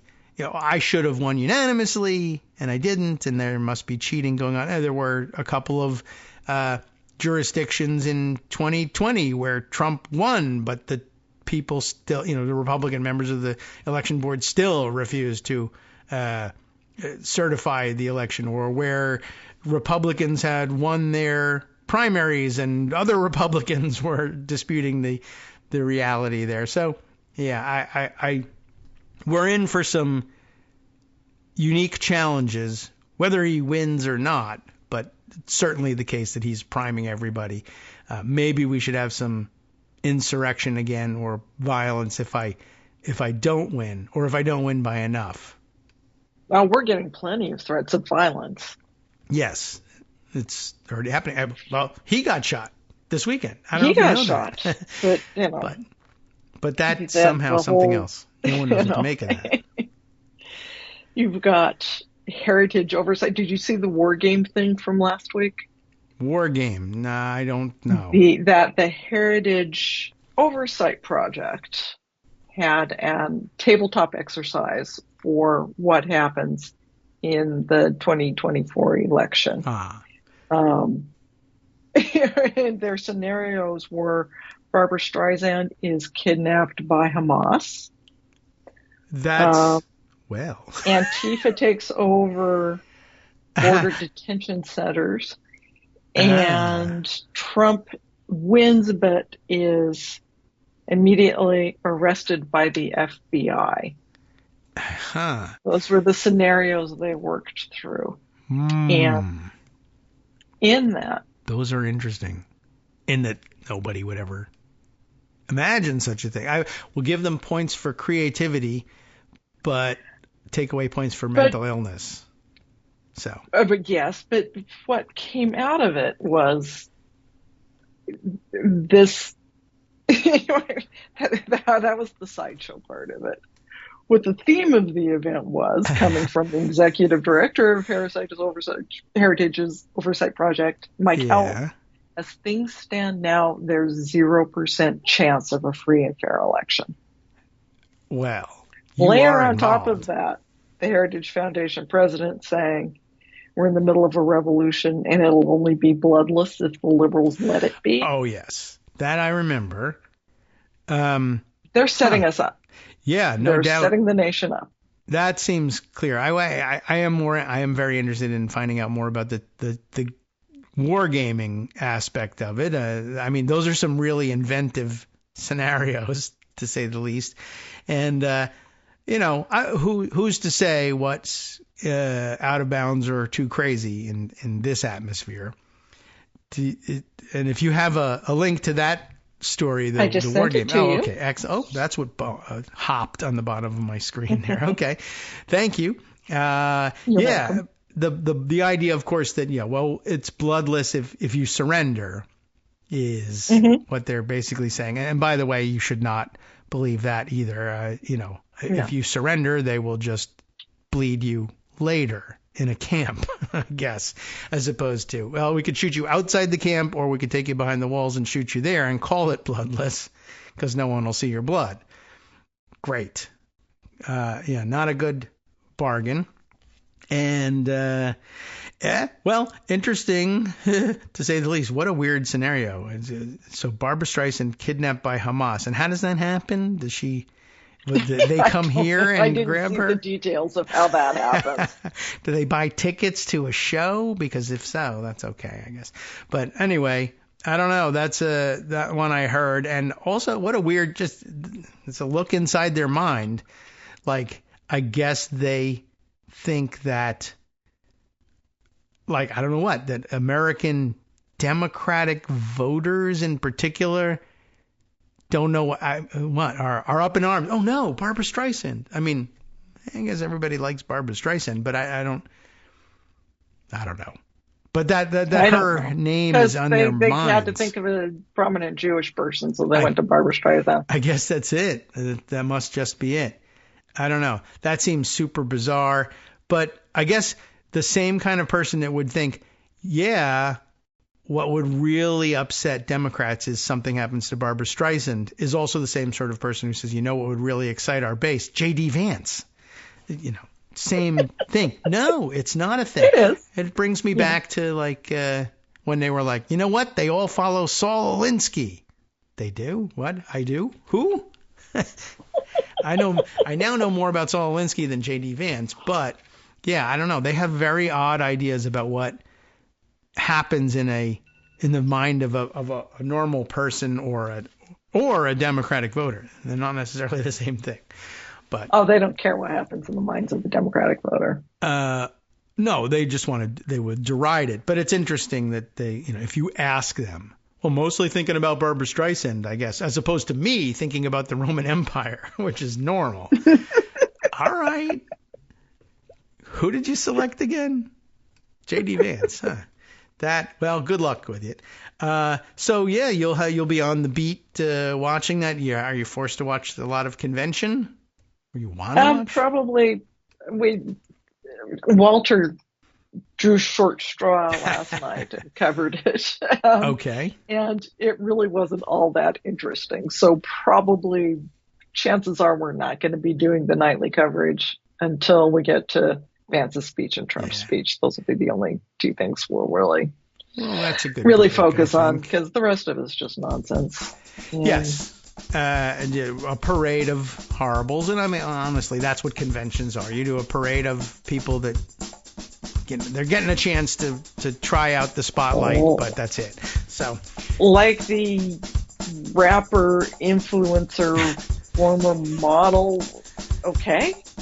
I guess so. I don't know who you're talking about. Amber Rose, who I had never heard of until she was going to be on stage there. Hey, man. Instagram, I guess, I don't know, makes for interesting celebrities, influencers, and the like.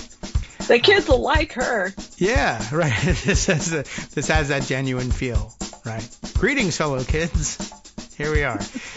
Okay, well, we're into the season now. I'm away, by the way, next week. I'm going out west for the first time to your old-ish kind of area, but making the drive from starting in Salt Lake City and going to Yellowstone and Grand Tetons and driving around. So we'll make a pass through Idaho. I hope you have a lot of time to do it. It's fabulous. I got about a week. We'll do it again, I'm sure. So my first time there, so it'll be interesting. So we'll be parted next week, but catch up with you after that. All right, hang in there. We'll see you. Thanks for coming by. From networksradio.com. There's never enough time with Joan. You've been listening to Kagro in the morning with David Waldman. But I have to share her with all of you because she's got duties to take care of over at Daily Kos. So, if you're, and you always are, wanting more, always leave them wanting more. She does that, and you can pick up what the latest is over at Daily Kos. Of course, time now, though, for me to hand things off. And for the rest of the Netroots Radio programming day, we'll see you again soon.